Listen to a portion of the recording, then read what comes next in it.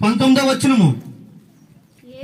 యేసు ఈ దేవాలయం పడగొట్టుడి, 3 దినాలు దాన్ని లేపుతానని వారితో చెప్పిన. యూదులు ఏమంటారంటే, ఈ దేవాలయము 46 సంవత్సరాలు కట్టిలే, నువ్వు 3 దినాలు లేపుతావా అనేది.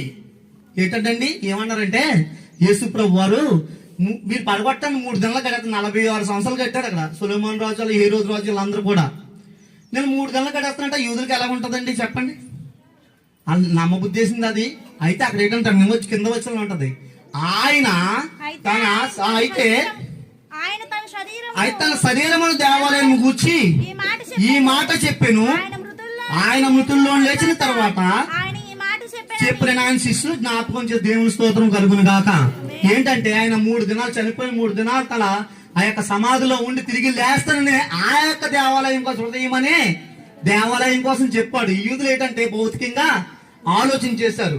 కాబట్టి మనం ఎలా ఉండాలంటే, ఈ యొక్క హృదయం అనే దేవాలయం అని తీస్తనే బండ మీద కట్టుకుని ఆలయాన్ని మనం అనుదినము కూడా పరిశుద్ధపరచుకోవాలి, పరీక్షించుకోవాలి. పరిశుద్ధపరచుకోవాలంటే ఎలా పరిశుద్ధపరచుకోవాలంటే, దేవుని వాక్యాన్ని వినడం ద్వారా, దేవుని వాక్యాన్ని ధ్యానించడం ద్వారా మనము పరిశుద్ధపరచుకుంటాం.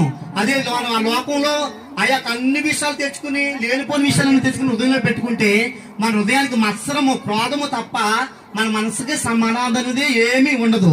దేవుని స్తోత్రం కాదు. రెండవదిగా ఏం చేస్తారంటే, రెండవది ఎలాగంటే, మనందరం ఎవరంటే పేతురు గారు రాయబడిన పత్రికలో రాయబడి ఉంది, మీరందరూ సజీవమైన ఆత్మ సంబంధమైన మందిరముగా కట్టపరుచున్నారు. దేవుని స్తోత్రం కలుగును గాక.